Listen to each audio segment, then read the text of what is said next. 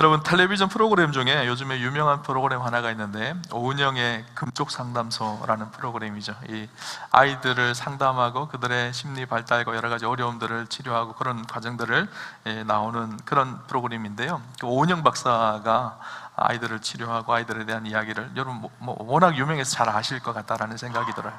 근데 그 프로그램 중에 한 번은 그 탤런트 이하연 씨가 나와서 자기의 어려운 부분을 함께 나누는 이야기가 나옵니다. 그의 고민은 무엇이었는가 하면 꼬리를 무는 걱정을 멈추고 싶어요 라는 고민이었었어요. 늘 걱정을 하고 걱정은 또 다른 걱정을 만들고 또 다른 걱정을 만들어서 늘 근심 속에 걱정 속에 살아가는 자기의 삶을 좀 상담하고 싶은 거예요. 그런데 그 원인을 찾아서 들어가다가 그 원인이 무엇인지가 나타났는데 그 원인이 무엇이었는가 하면요, 조급증 때문이었습니다.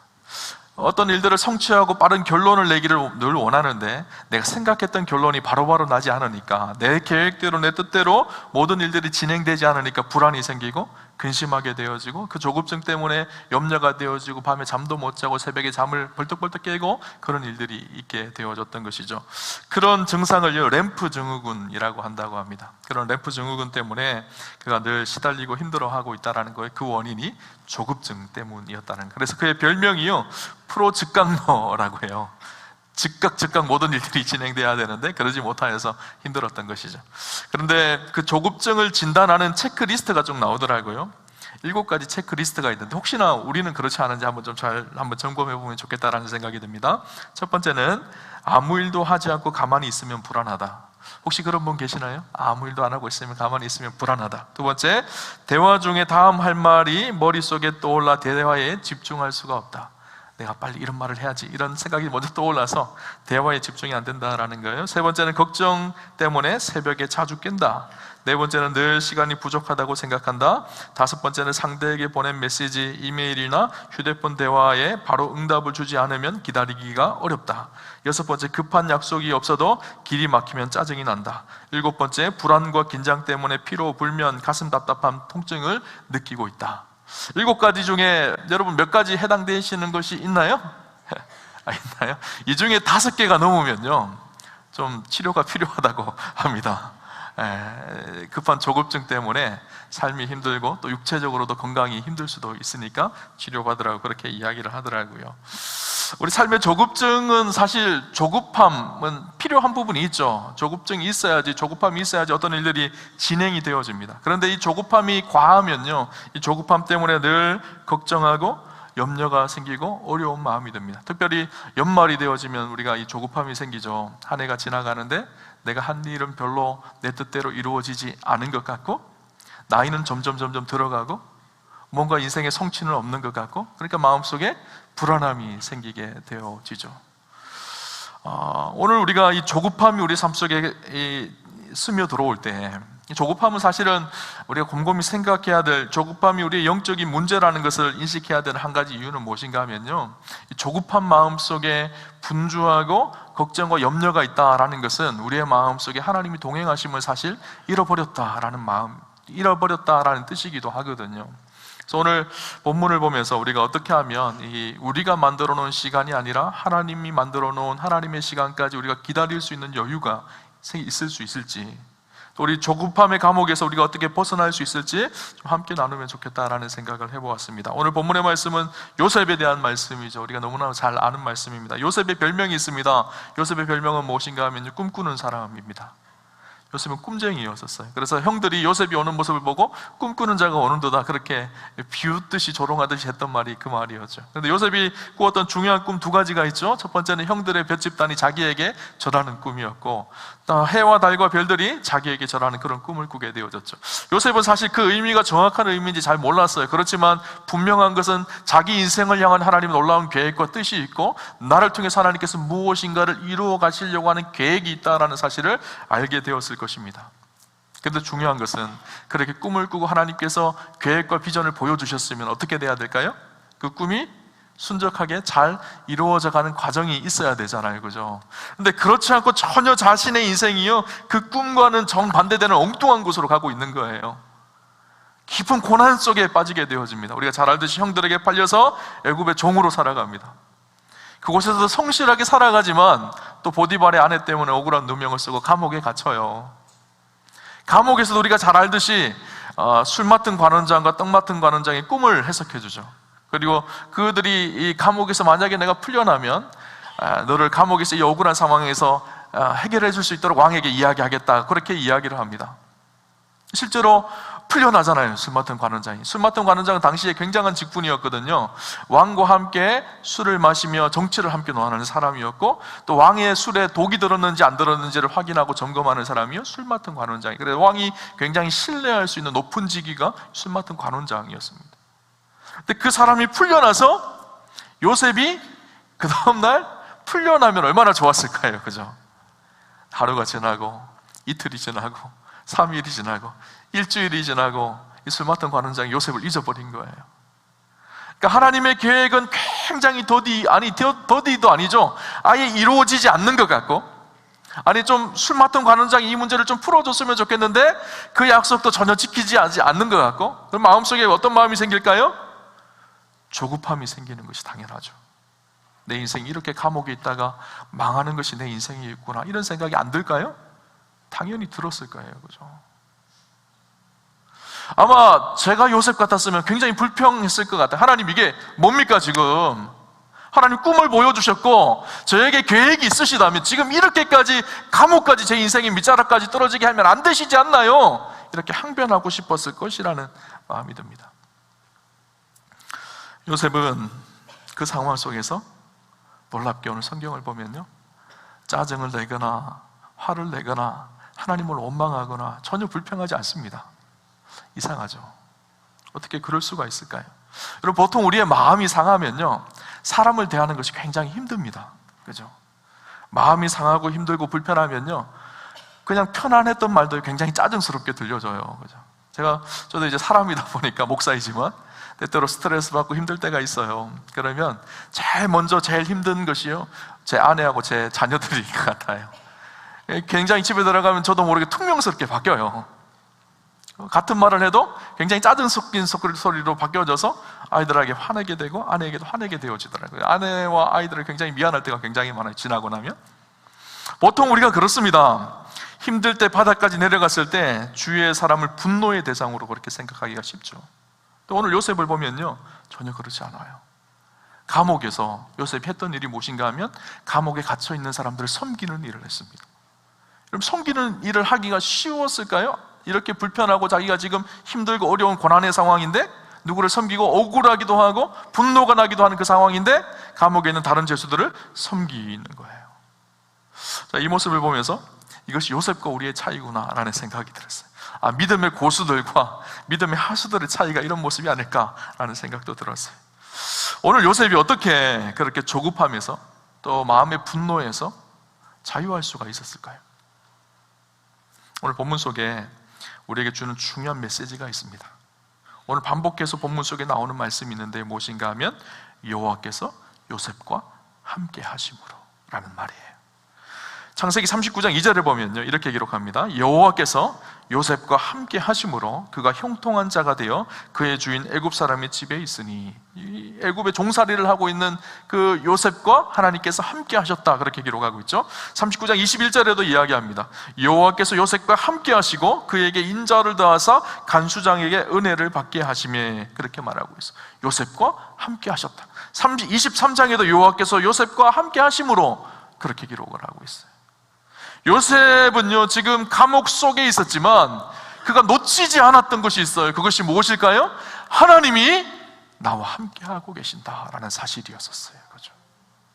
캄캄한 터널같이 어두운 순간을 지나고 있지만 내 인생이 내 뜻과 내 계획대로 진행되고 있지 않지만 그럼에도 불구하고 그 순간 하나님께서 나를 붙드시고 계시고 나와 함께 하고 계신다는 분명한 믿음의 사실을 요셉은 놓지 않았던 거예요. 그렇죠?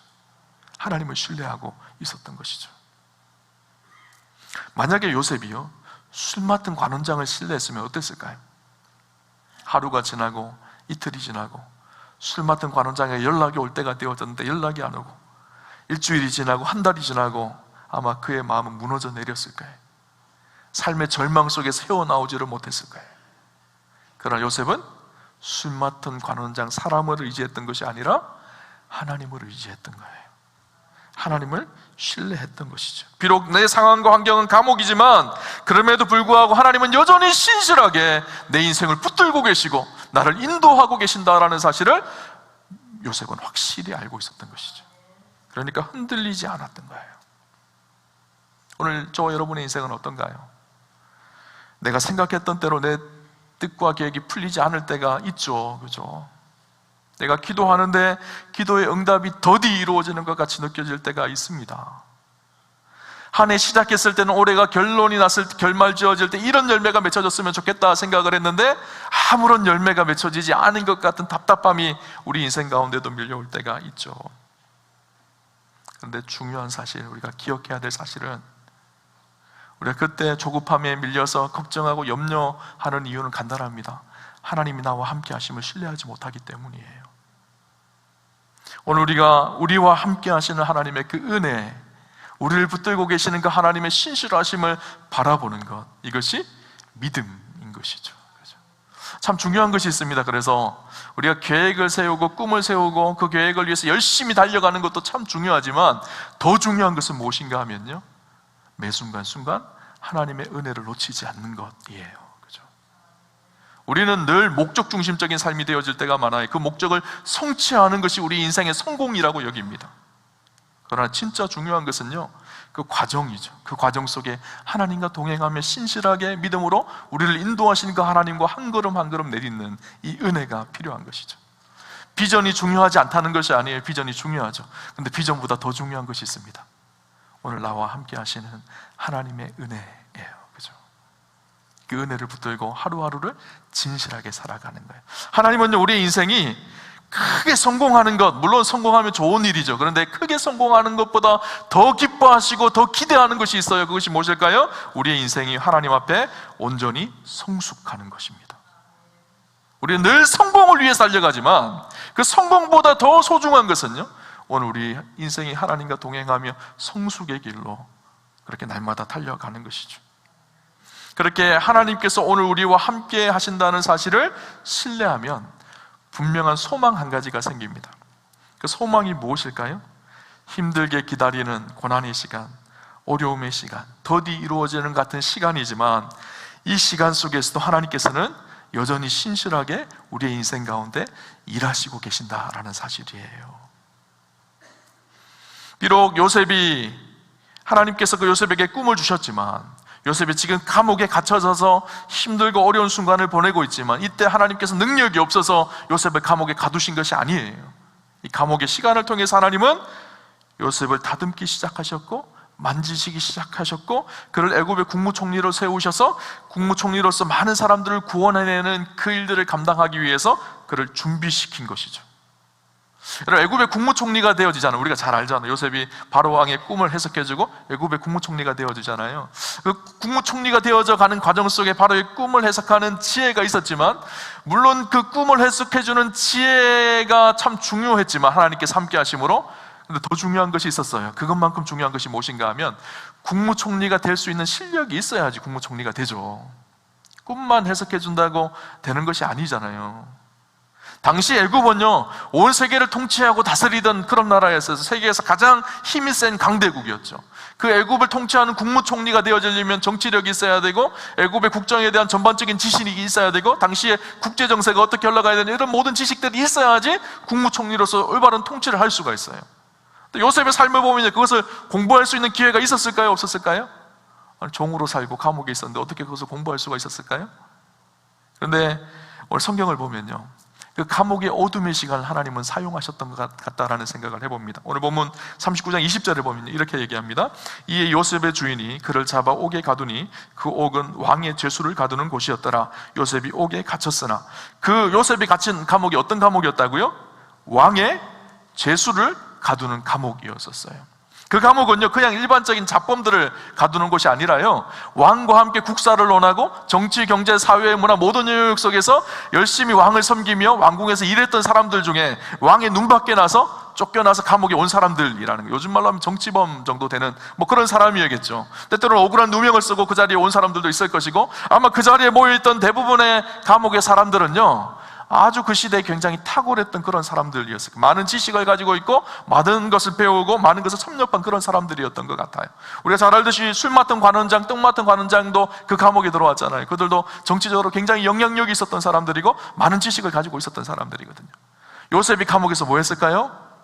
그들을 섬기는 일을 했어요. 그들의 날마다 이야기하며 그들과 함께 교제하며 지금 애굽의 상황들, 정치적인 상황들, 국제적인 상황들, 이런 것들을 자연스럽게 섭렵할 수 있는 기회가 오히려 감옥의 시간이었던 거예요. 그죠? 하나님은요, 요셉을 그곳에서 그냥 내팽개쳐버린 것이 아니었었어요. 그 감옥의 시간을 통해서 요셉이 실력이 있고 식견이 있는 자로 훈련시키시고 다듬으시는 과정이었던 것이죠. 외적인 실력뿐만 아니라 내면적인 실력을 다듬었어요. 만약에 요셉이요, 야곱의 사랑을 받고 그렇게 채색 옷만 입고 형제들 중에 그렇게 귀여움만 받고 자랐다고 생각을 해보십시오. 아마 모르긴 몰라도 굉장히 이기적인 아들로 그렇게 자랐을지 모르겠어요. 그런데 그가 인생에 고난을 당합니다. 어려움을 당합니다. 눈물 나는 시간을 경험합니다. 힘들고 어려운 사람들을 날마다 만납니다. 그들과 상담하고 같이 이야기합니다. 때때로는 혼자 깊은 감옥 속에서 외롭고 고독한 시간을 보냅니다. 하나님 그 시간을 통해서 요셉의 성품을 다듬으시고 만지시고 그를 겸손하게 하시고 그를 하나님의 사람으로 온전히 세워가는 과정이 되게 하셨던 것이죠. 이 감옥의 시간이요, 그냥 어둠의 시간이 아니었던 거예요. 하나님께서 요셉을 빚으시고 만지시고 하나님의 온전한 사람으로 세워가시는 과정이었고, 결국 그가 애굽의 국무총리가 되었을 때 당시 기근으로 굶주리고 있는 많은 사람들을 구원해내기 위해서 하나님이 광야 같은 시간을 보내게 하셨던 것이죠. 우리는 인생의 어둠의 시간을 만나면요, 절망합니다. 내 인생은 여기서 끝나나 보다, 내 인생이 이것밖에 안 되나 보다, 조급함이 생기고 원망하고 불평하게 되어지죠. 그런데 그 어둠의 시간도요, 하나님은 여전히 신실하게 일하시는 시간으로 바꾸시는 분이 하나님이세요. 어두움을 창조하셨던 하나님, 빛을 창조하셨던 하나님, 빛에서도 일하시는 하나님이시고 어두움 속에서도 일하시는 하나님이에요. 우리는 그 시간이 잘 보이지 않아서 캄캄하여서 하나님이 일하시는 것처럼 느껴지지 않지만 아니에요. 하나님은요, 그 어둠 속에서도 신실하게 우리를 붙드셔서 하나님의 사람으로 온전하게 우리를 빚어가시고 만지시고 하나님이 일하시는 역사는 멈추지 않고 그들이 이루어져 가고 있었던 것이죠. 여러분, 하나님의 사람 다윗도 마찬가지입니다. 그도 기다림의 사람이었거든요. 어린 나이에 하나님께서 사무엘을 통해서 다윗에게 기름을 붓습니다. 내가 사울 다음으로 왕이 될 것이라고 그렇게 약속을 주죠. 사무엘상 16장 13절에 보면 사무엘이 기름 뿔병을 가져다가 그의 형제 중에서 그에게 부었더니 이날 이후로 다윗이 여호와의 영에게 크게 감동되니라. 사무엘이 떠나서 라마로 내려가니라. 사무엘이 다윗에게 기름을 붓습니다. 다윗이 사울 다음으로 이스라엘의 왕이 될 것을 준비하였던 거예요. 하나님께서 다윗을 향한 인생의 계획이 있으셨다라는 거예요. 그렇게 하나님께서 기름 부으면 어떻게 될까요? 이제 다윗이 하나님의 기름 부음을 받았으니까 그 다음부터 왕이 되는 탄탄대로의 과정을 걸어가면 얼마나 좋을까요? 그죠? 얼마나 마음이 편했을까요? 갑자기 왕궁에서 탁 나와서 다윗을 불러서 왕궁에 살게 하고 왕자가 되게 하고 왕이 되는 코스를 잘 밟아갈 수 있도록 그렇게 하나님께서 다 예비하시면 어떨까요? 그런데 전혀 그렇지 않습니다. 다윗이요, 기름 부어받고 나서 했던 일이 무엇인가 하면 똑같이 양치는 일이었었어요. 아니, 계속 양치는 일이었었어요. 다윗이 왕이 되었던 나이가 40세거든요 기름 부음 받은 나이가 10대 초반이에요 20년이 넘도록 다윗은요, 왕이 되어질 수 있는 가능성이 별로 보이지 않았어요. 우리가 잘 알듯이 사울에게 쫓기며 광야 생활을 10년 넘게 합니다. 아마 다윗은 그때 절망이 막 밀려왔을 거예요. 내가 여기서 광야에서 내 인생이 이렇게 끝나는구나, 그렇게 생각했을지도 모르겠어요. 그러나 다윗은요, 그곳에서 낙담하고 낙심하지 않습니다. 신실하게 그곳에서 오늘 하루를 하나님 주신 그 은혜 안에서 살아가기 시작해요. 여러분, 우리의 인생도 마찬가지입니다. 우리가 계획한 때가 아니라 하나님의 때가 있죠. 하나님 우리의 어둠 속에서도 일하시지만 빛 속에서도 일하시고, 때때로 내 인생이 고난을 만났을 때 고난 속에서도 여전히 신실하게 일하시는 분이 하나님이세요. 그죠? 에베소서 5장 16절에 보면요, 세월을 아끼라고 우리에게 말씀하고 있습니다. 제가 이 본문으로 예전에 한번 설교를 했었는데요, 이 세월을 아끼라, 이 세월이라는 단어가 카이로스라는 단어로 기록되어 있는데, 하나님이 일하시는 시간, 하나님이 일하시는 때, 기회의 시간이라는 의미입니다. 우리는 기회하면요, 저 멀리 미래에 언젠가는 내 안에 찾아올 것이라고 그렇게 생각하는 것을 기회라고 하잖아요. 근데 여기서 세월을 아끼라라는 말은요, 미래형으로 기록되어져 있지 않아요. 언젠가는 나에게 기회가 올 것이다, 이런 의미로 기록되어진 것이 아니라 완료형으로 기록되어져 있는데, 이 의미는 어떤 의미인가 하면 우리의 삶의 모든 순간순간이 하나님이 일하시는 기회의 시간으로 가득 차 있다라는 거예요. 어둠의 시간도 하나님이 일하시는 기회의 시간이 된다라는 거예요. 내 계획대로 내 인생이 풀려지지 않을 그때도 하나님이 일하시는 하나님의 기회의 시간이라는 거예요. 그래서 이 시간이라는 단어가 헬라어로는 두 단어로 되어 있습니다. 크로노스라는 단어가 있고요, 카이로스라는 단어가 있는데, 크로노스는 흘러가는 시간이에요. 카이로스는 역사적인 시간, 일하시는, 하나님이 일하시고 하나님의 뜻을 드러내는 역사의 시간입니다. 그래서 세월을 아끼라라는 말은요, 이 카이로스, 크로노스, 흘러가는 시간을 카이로스의 시간으로 바꾸어라라는 말이거든요. 시간을 구속하라는 말이에요. 다시 말하면 우리가 그냥 아무 의미 없이 시간을 보내면요, 어둠의 시간은 그냥 흘러가는 시간입니다. 그러나 그 속에 하나님의 뜻을 찾고 하나님과 동행하면요, 그 어둠의 시간도 하나님 주시는 기회의 시간, 축복의 시간, 하나님이 일하시는 시간으로 바뀌어질 수 있다라는 거예요. 저는 우리 우암교회 성도님들이 우리 인생 가운데 때때로 어둠의 터널을 지날 때가 있죠. 내가 생각했던 대로 내 인생이 풀려지지 않을 때가 있어요. 그러나 그때도 우리 하나님이 우리와 동행하고 계시고 우리 인생 가운데 역사하고 계신다라는 사실을 우리가 잊지 않고 바라보는 축복이 있었으면 좋겠습니다. 하나님은요, 합력할 선을 이루어 가시는 분이세요. 우리의 생각과 방법과 다르게 더 높고 깊은 방법으로 일하시는 분이 하나님이시죠. 우리가요, 조급함이 있으면요, 문제가 생깁니다. 그 문제가 무엇인가 하면요, 인간적인 방법으로 이 문제를 해결하려고 하고, 또 한 가지는 자꾸 우리를 털어내려고 하는 유치한 행동을 합니다. 진짜 하나님이 우리를 부르시고 인도하시고 우리에게 꿈을 주셨다면 우리가 드러내지 않아도 하나님께서 우리 인생을 털어내실 때가 있어요. 그 시간이 우리의 시간과 조금 달라서 우리가 힘들지만, 그럼에도 불구하고 때가 되어지면 하나님께서 우리의 인생을 털어내실 때가 있어요. 그렇죠? 그런데 그것을 신뢰하지 못하면 자기가 자꾸 자기 자신을 드러내려고 합니다. 나타내려고 합니다. 간혹 이런 경우가 있죠. 간혹 이렇게 누구와 만나서 운동 이야기를 하다가 축구 잘하세요? 농구 잘하세요? 운동에 대해서 물을 때가 있어요. 그러면 어떤 분은요, 제가 잘 못해요, 그렇게 말합니다. 그런데 실상은 굉장히 잘하면서 잘 못해요, 그렇게 말하시는 분이 계세요. 굉장히 겸손하게 이야기하시죠. 어떤 분들은 잘 못하세요, 그런데 나 괜찮게 해요, 막 이렇게 얘기하시는 분도 계세요. 그런데 결정적인 것은요, 중요한 것은 언제 알 수 있는가 하면요, 운동을 해보면 알아요. 그분이 잘하는지 못하는지 해보면 다 드러나게 되어져 있어요. 그죠? 우리는요, 말로 운동을 합니다. 말로 운동을 하는 것이 아니라요, 실력이 있어야 되죠. 실력은요, 자랑하는 것이 아니라 드러내는 거야, 드러나는 거예요. 자연스럽게 드러나야 돼요.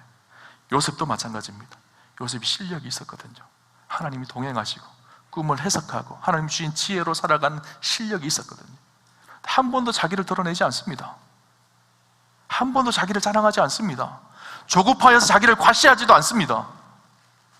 때가 되어지니까요, 바로의 꿈을 해석해 줄 수 있는 자리로 하나님께서 그를 옮겨 놓으세요.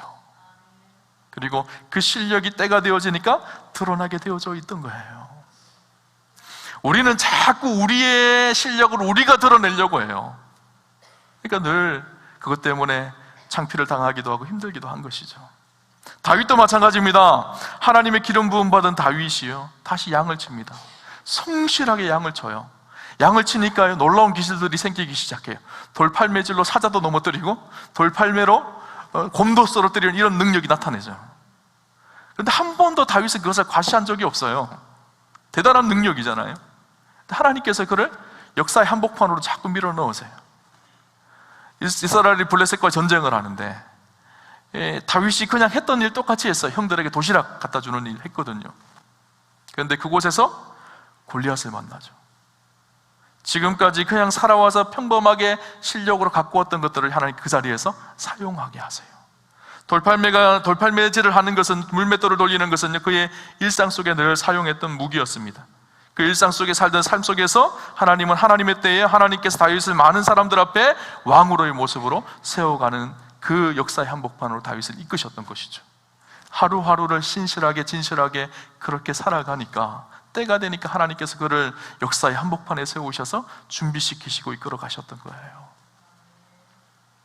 여러분, 우리가 자꾸 조급하니까 우리를 드러내려고 하는 거예요. 아니, 가장 멋있는 것은요, 하나님께서 우리를 드러내시는 것이 가장 멋있는 거예요. 그죠? 하나님의 사람들은요, 내가 계획한 때가 아니라 하나님의 때에 하나님이 자연스럽게 하나님이 만들어 놓은 역사의 무대 중앙으로 반드시 옮겨 놓습니다. 그때를 바라보면서요, 오늘을 신실하게 진실하게 하나님 앞에 살아가는 것, 이것이 믿음의 사람들의 삶의 자세인 거예요. 그죠? 간혹 후배 목사님들이 저에게 와서 상담을 하거나 이야기를 할 때가 있어요. 간혹 저에게 그래요. 목사님, 부목사 생활을 할 때 너무 힘든 것 같아요. 내가 이런 일까지 해야 되나, 이런 생각이 들 때가 많이 있습니다. 그렇게 이야기를 해요. 제가 간혹 그런 얘기를 해줍니다.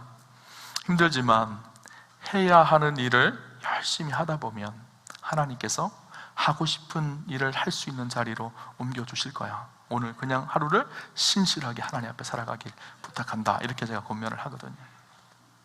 오늘 우리 인생 속에 내 인생이 내가 생각했던 대로 흘러가지 않고 일이 꼬이는 것 같을 때, 그럼에도 불구하고 하나님께서 우리를 신실하게 붙들고 있다는 사실을 기억하고 그 자리에서 성실하게 일하다 보면 하나님께서 때때로 하나님의 방법으로 우리를 역사의 중앙의 무대에 세우셔서 사용하시는 때가 반드시 있다는 사실을 기억하셨으면 좋겠어요. 그렇죠? 너무 조급해하지 않으셨으면 좋겠어요. 조급함을 이긴 요셉을요, 오늘 본문은요, 한 가지 축복을 주신 것을 기록하고 있는데 그것이 무엇인가 하면요, 창세기 39장 23절 말씀 우리 같이 한번 볼까요? 같이 보겠습니다. 간수장은 그의 손에 맡긴 것을 무엇이든지 살펴보지 아니하였으니 이는 여호와께서 요셉과 함께 하심이라. 여호와께서 그를 범사에 형통하게 하셨더라. 범사에 그를 어떻게 하셨다고요? 형통하게 하셨더라. 한번 곰곰이 형통에 대해서 한번 생각해 볼 필요가 있다라는 생각이 들었어요. 하나님께서 요셉을 형통하게 하셨습니다. 근데 우리는 우리의 뜻대로 모든 것을 이루어가는 것을 형통이라고 생각합니다. 자, 자주 이런 질문을 던지는데요, 하나님의 뜻이 이루어지는 것이 좋은 일일까요? 아니면 우리의 뜻이 이루어지는 것이 좋은 일일까요? 물론 둘 다가 딱 맞아서 같이 이루어지면 너무너무 좋겠죠. 그런데 때때로 우리의 생각과 하나님의 뜻과 다를 수가 있어요. 그죠? 그러면 그때 하나님의 뜻이 이루어지는 것이 좋은 일일까요? 아니면 우리의 뜻과 우리의 계획이 이루어지는 일이 좋은 일일까요? 자, 다시 한번 질문하겠습니다. 그러면 형통함이란 무엇일까요? 하나님의 뜻이 우리 인생 가운데 이루어지는 것이 형통함일까요? 아니면 우리의 계획과 우리의 뜻이 내 마음대로 이루어지는 것이 형통함일까요? 진짜 형통함은요, 내 계획이 이루어지는 것이 아니라요, 하나님의 뜻이 우리 인생 가운데 이루어지는 것이 형통함이에요. 오늘 요셉을 보면요, 요셉이 사실 인간적으로 뭐가 형통해요? 지금 감옥인데 억울한 누명을 쓰고 풀려나지도 않은 상황인데 형통할 것이 하나도 없거든요. 근데 성경은 그가 형통하다고 이야기하고 있어요. 왜일까요? 하나님이 함께 하시니까. 믿음의 형통함은 그거예요. 하나님이 오늘 우리와 함께 하시는 것, 그 하나님이 우리의 인생을 이끌고 계시는 것, 그 하나님이 우리의 인생을 인도하고 계시는 것, 이것이 진짜 형통함이죠. 저는 우리 사랑하는 성도님들이 하나님 주시는 이 형통함을 누리셨으면 좋겠어요. 여러분, 조급함이 우리 인생 속에 밀려올 때가 있죠. 저도 목회를 하다 보면요, 막 마음이 조급해질 때가 있어요. 그러나 그때 우리가 반드시 바라봐야 될 것은 하나님이 우리와 함께 하시고 우리를 인도하신다는 하나님의 신실함을 바라보는 거예요. 그 하나님을 바라보며 한 걸음 한 걸음을 진실하게 나아가면 하나님께서 반드시 때가 되어지면 카이로스의 시간으로 우리 인생 가운데 역사하실 그때가 있다라는 사실을 기억하십시오. 조급함은요, 내가 하겠다고 하는 교만입니다. 반대로 포기하는 것도 내 마음대로 하려고 하는 교만입니다. 그러나 겸손함은 기다림입니다. 하나님의 뜻을 기다리며 오늘 하루를 순종하며 믿음으로 살아가는 것, 그것이 진실한 겸손함인 것이죠. 오늘 저 여러분의 인생 가운데 이 조급함의 감옥에서 벗어나서 저와 여러분의 인생 가운데 하나님의 뜻이 이루어지는 그런 축복과 은혜가 함께 하시기를 주님 이름으로 축원합니다.